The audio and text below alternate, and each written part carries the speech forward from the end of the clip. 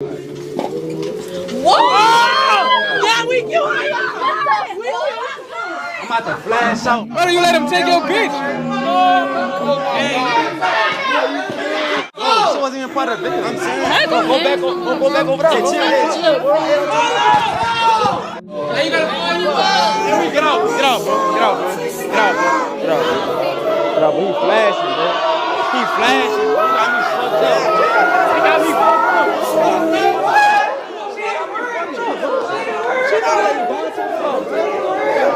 You taking shit too far, bro. You taking shit too far, bro. You taking shit too far, bro. See, that's a terrible habit men have, right? Well, I say that men are better off being stoic, being in control of their emotion instead of being emotional men, is that this is what we get. You know, when men are jealous, when men get angry, men get sad, you know, all these are negative emotions, but when it comes to men, it's never a good thing. It doesn't lead well for men, right? I believe it doesn't lead well for any people around men. Because, like, people always say, right? Men have the strength factor, you know? So when they're emotional, and it happens to everybody, when they're emotional, you're not thinking straight. Okay? And when you're not thinking straight, for a woman, you know, it could probably lead to something verbal or whatever. It's not as, in most cases, there's not the heaviest of consequences. For a man, when he's in his emotions, right, it just leads to unstable men, right? And being unstable for a man leads to violence. It can lead to violence. That's why people don't understand that. You know what? I think we should change the sense that we should talk about emotions, but we should keep the things of the past being stoic and being in control of your emotions, not needing to be so emotional every time. Because a man that's in control of his emotions is in control of life. A man that I believe that's highly emotional is just a man that doesn't have control, right? Doesn't have control of what's going on in his life and what's going on around him, right? And he let things affect him.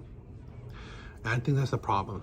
Right? You can see in this video where this man is obviously fighting for a girl, his girlfriend, but she doesn't value him like that. Allowing another man to pick up her and put his arm around her and just completely disrespect him. And instead of walking away from her, he's still pursuing her and making it an issue, right? And that is the type of man that's in his emotions, right? No control of his emotions, right? Not thinking straight. You know, let's give a hypothetical. This altercation could lead to violence in the sense that maybe either man can pull out guns or get into a fist fight. And why would you want to fight over somebody who clearly doesn't love you, who clearly doesn't care about your emotions, care about your feelings, care about you in any way, that they would do this to you?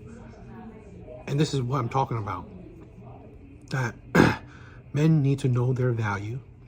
Men need to know what is truly important.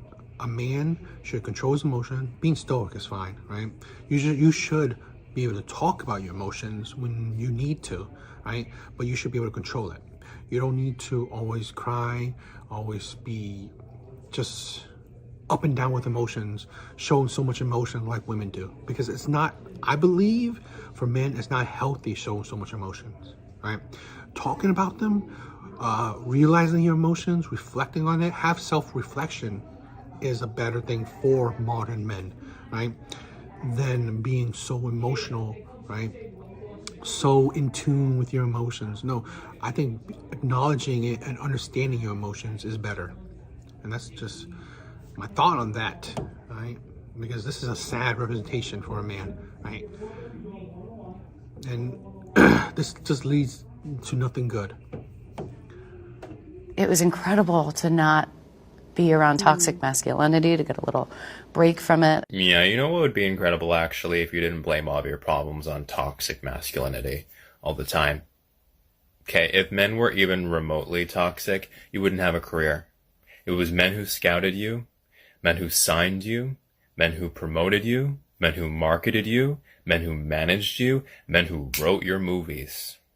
You need to take it down a couple notches. I'm just really sick of unbelievably privileged women complaining about toxic masculinity. Toxic masculinity does not exist, okay? The only toxicity and masculinity that exist in the same phrase together refer to the unaliving rate of Caucasian males. That's the toxicity right there. And that's the toxicity you should be talking about. Men are not toxic, but society is certainly toxic to them. And I'm so sorry for your son. I'm so sorry he's going to be raised in that environment. I want to say that this man is 100% right. All speaking of just facts, right? I think it's just sad and ridiculous, right? I'm in the camp where there's no such thing as toxic masculinity, right? There's just terrible people doing terrible things. You don't equate, if a man cheats on you, right? You don't equate that to being toxic masculinity. That's ridiculous, right? If a man, let's say, argues with you, or maybe just overspeaks you, you know, it's not toxic masculinity. That's just a person, I don't know, debating with you, trying to argue over you. It's not because he's a man he did that. That's the thing. That's the problem we're having. It's not because this person is a man that he would do what he did. No. It's because of who he is. That's why he did what he did. When we equate just practically anything a woman doesn't like to being toxic masculinity, so as if a man does anything, it's toxic masculinity. He's toxic because he's a man. That's not a good thing, right? You just blanketly say any man who's a man is toxic, right? No, it's how this person is. Just so happens he's a man, you know? So I hate this narrative of just labeling masculinity, being a man, okay, as toxic. Being a stoic man is not toxic. That's a man in control of his emotions, okay? Being a man that's not emotional isn't toxic, right? Being a man that can't talk about his emotion is just a man that's having problems in any way. Finding who to talk to, knowing what to say about his emotion, that's not toxic masculinity. It's not because you're masculine, right? It's not because you're a man that you can't talk about emotions, right? It's just because it's not easy for men.